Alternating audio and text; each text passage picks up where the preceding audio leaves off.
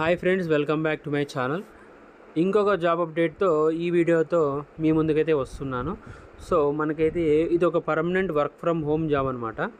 ఇది ఒక ఫైనాన్స్ సపోర్ట్కి సంబంధించిన జాబు. సో కంపెనీ పేరు చూసుకుంటే ఫిజీ పే అండి. ఆపరేషన్స్ అసోసియేట్ రోల్కి ఒక నోటిఫికేషన్ అయితే మనకి రీసెంట్గా వచ్చింది. ఇక్కడ చూసుకోవచ్చు 8 hours ఎగో అని ఉంది. సో వెరీ రీసెంట్ అప్లికేషన్ అనమాట.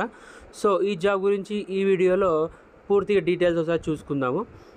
ఇది work from home job, remote opportunity. So మనకి ఒకసారి మీరైతే చెక్ చేసుకోవచ్చు.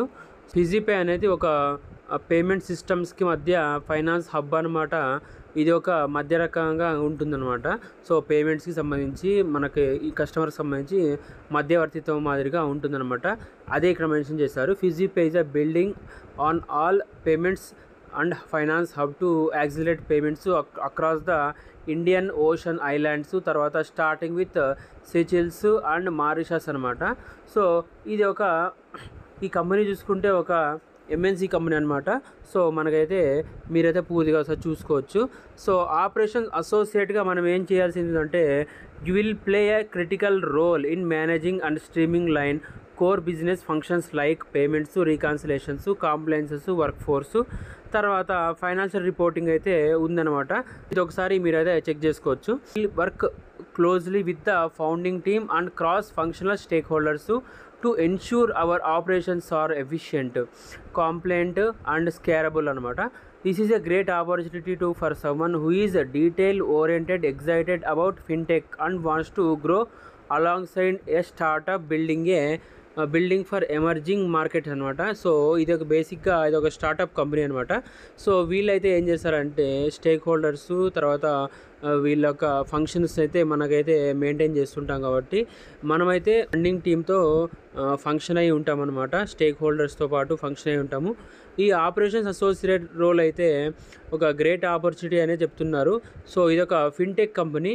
సో మనకైతే ఒక స్టార్టప్ కంపెనీ అనమాట. ఎవరైతే ఫస్ట్గా జాయిన్ కావాలనుకుంటున్నారో, ఒక స్టార్టప్ కంపెనీలో మన యొక్క కెరీర్ని బిల్డ్ చేయాలనుకుంటున్నారో వాళ్ళకి మంచి ఆపర్చునిటీ అనమాట ఇది.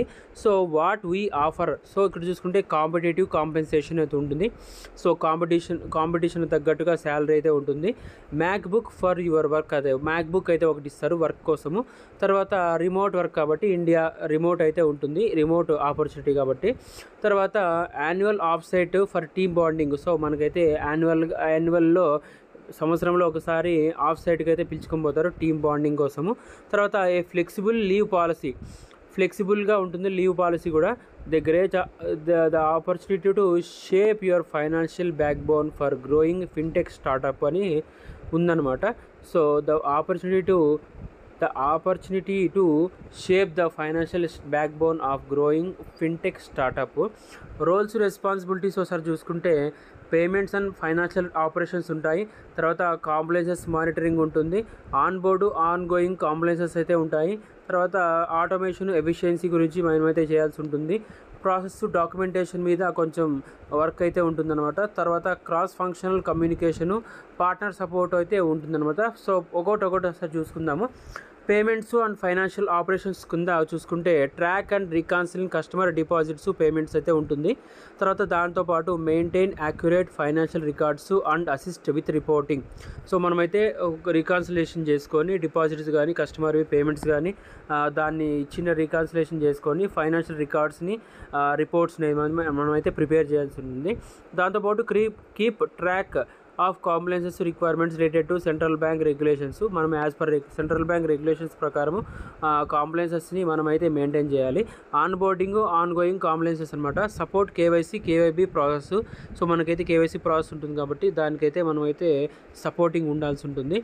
Use tools, scripts and AI assistants to automate routine process and reporting task wherever possibles అనమాట. సో మనకైతే ఏఐతో జనరేట్ చేసుకొని మనకైతే ఆటోమేషన్, ఎఫిషియన్సీ ద్వారా మనమైతే ఒక టాస్క్ అయితే కంప్లీట్ చేయాల్సి ఉంటుంది, రిపోర్ట్స్ ప్రిపేర్ చేయాల్సి ఉంటుంది.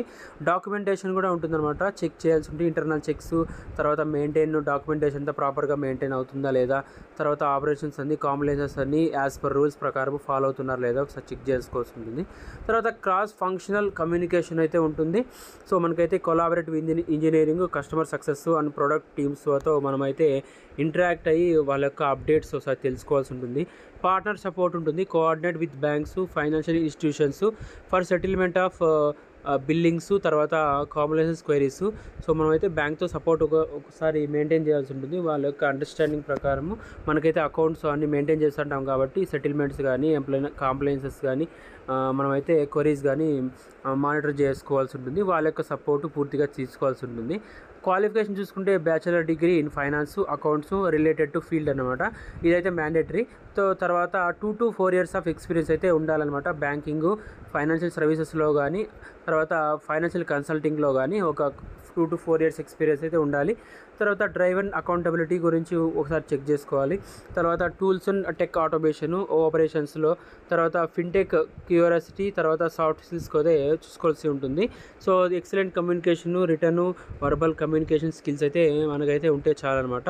సో బోనస్గా మనకైతే ఏం కావాలంటే CA అంటారు, లెవెల్ 1+ క్యాడర్ ఉండాలి. తర్వాత CPA foundation or other finance complexes foundations అనమాట. సో ఇవైతే సర్టిఫికేషన్స్ అయితే మనకి ఉంటే యాడెడ్ అడ్వాంటేజ్ అయితే అవుతుందని వాళ్ళైతే మెన్షన్ చేస్తున్నారు.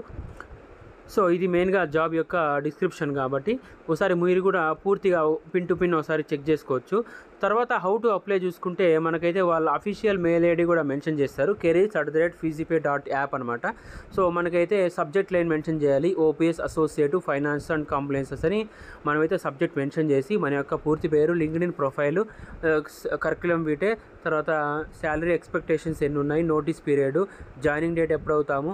సో ఇవన్నీ మనకైతే వాళ్ళ యొక్క అఫీషియల్ మెయిల్ ఐడికి మనము మన డీటెయిల్స్ అన్నీ వాళ్ళకైతే పంపించిన తర్వాత మనకు ఒకవేళ స్కిల్స్ అయితే మ్యాచ్ అయినాయి అనుకోండి, అప్పుడు కంపల్సరీ వాళ్ళైతే త్రూ ఫోన్ కానీ ఈమెయిల్ ద్వారా కానీ కాంటాక్ట్ అయితే అవుతారు. సో ఇది పూర్తిగా ఒక రిమోట్ జాబ్ కాబట్టి ఎవరైతే రిమోట్ జాబ్ కోసము ప్రయత్నం చేస్తున్నారో వాళ్ళైతే కంపల్సరీ అప్లై చేసుకోండి. ఒక ఫినాన్స్ రోల్ కాబట్టి మీరైతే ఫినాన్స్ కేటగిరీ కింద ఎవరైతే ఉన్నారో వాళ్ళు కంపల్సరీ తప్పకుండా ఒకసారి చెక్ చేయండి, అప్లై చేసుకోండి. సంబంధించిన లింక్ అయితే డిస్క్రిప్షన్ బాక్స్లో ప్రొవైడ్ చేస్తాను. సో అది మీరు ఓపెన్ చేసి ఒకసారి చెక్ చేసుకోండి. సో ఇది ఈరోజు ఈ జాబ్ వీడియో అనమాట. సో జాబ్ వీడియో ఎలా అనిపించిందో కామెంట్ సెక్షన్లో కామెంట్ చేయండి. సో తప్పకుండా లైక్ చేయండి, షేర్ చేయండి, సబ్స్క్రైబ్ అయితే చేయండి. Thank you. జై హింద్.